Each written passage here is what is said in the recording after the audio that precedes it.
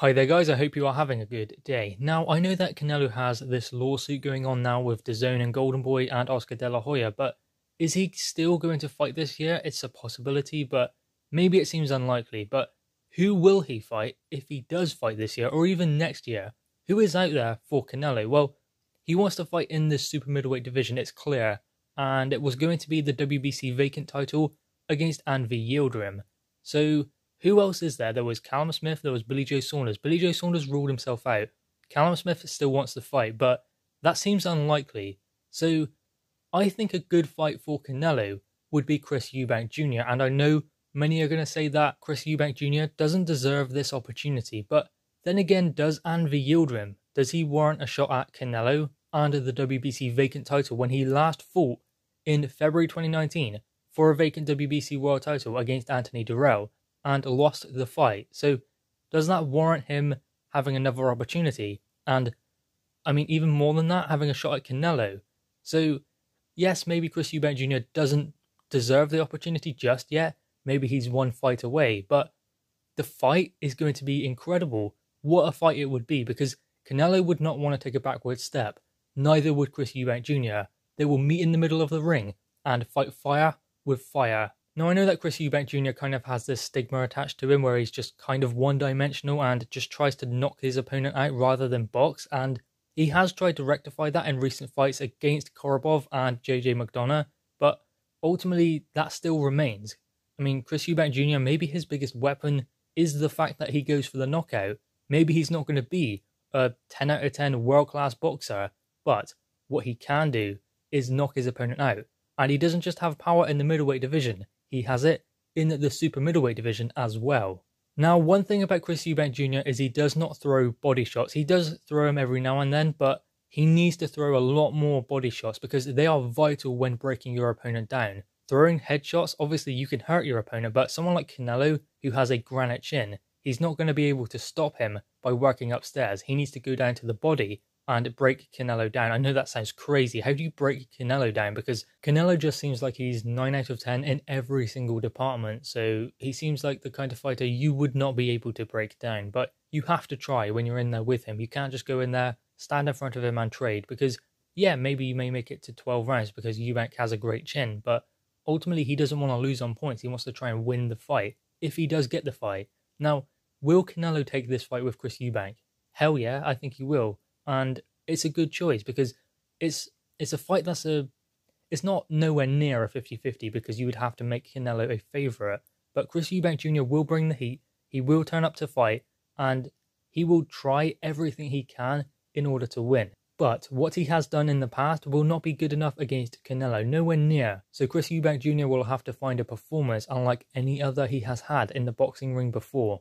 Now, during this fight, is there a possibility that early on, Canelo makes Chris Eubank Jr. look quite average? Yeah, that's a huge possibility because Canelo is an elite level fighter. Chris Eubank is probably around world level. So Canelo will make him miss, will make him pay, and will make Eubank look quite average in rounds 1, 2, and 3.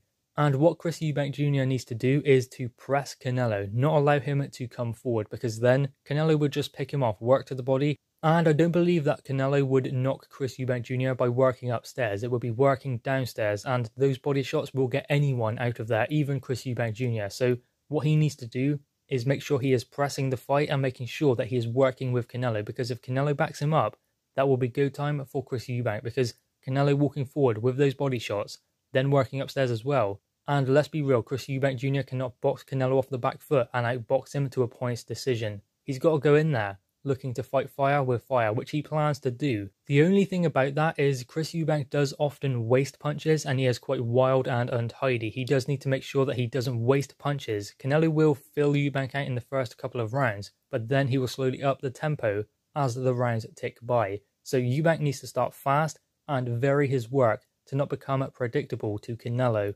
Because there are many things that Canelo does that are outstanding, but he seems to do almost everything very well. So Canelo is an all-round fighter. He edges forward and he steps heavy with that lead foot, making sure that his opponent feels his pressure there. He also presses hard and makes sure he is cutting off the ring, allowing no space for his opponent to move into. And the only real weaknesses I've ever seen in Canelo, and I wouldn't even call them weaknesses because no one has ever capitalized on them, is when he is leading in with a left hook, he does open up quite a bit, so he is vulnerable to a counter. But I mean, again, no one has ever capitalized on that against Canelo. Now, he could be vulnerable to a check hook over the top as he comes forward, because when he does come forward, the opponent can throw a check hook and get off to the side.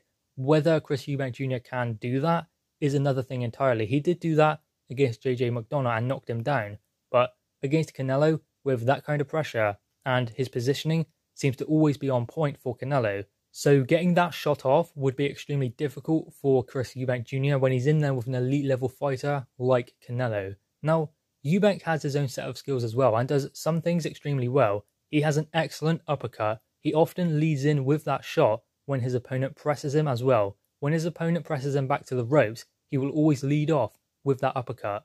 And he has little to none head movement as well, which he needs to work on, and also his footwork is not the best. But still, despite all of this, it would still be an entertaining fight, a fight that would be much better than the Anvi Yildirim fight for Canelo, because, I mean, Chris Eubank Jr. has knocked out Anvi Yildirim, and how is it Yildirim who gets another shot at the world title when he got knocked out by Chris Eubank Jr. in the World Boxing Super Series and lost to Anthony Dirrell in his last fight in a vacant WBC world title fight? So he doesn't warrant having this fight.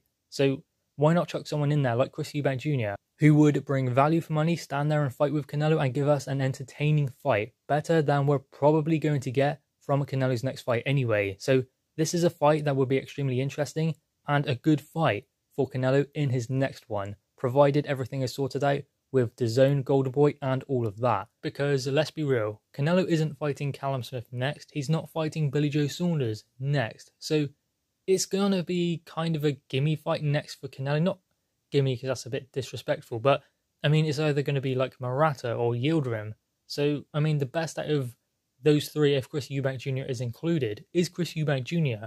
because that brings value for money and entertainment. And a fight that we would all be interested in. Because, I mean, you can't not be interested when Chris Eubank and his father start talking about Canelo and all of that. So, the press conferences, and it would just be a good dynamic, a good storyline, a good fight at the end of the day.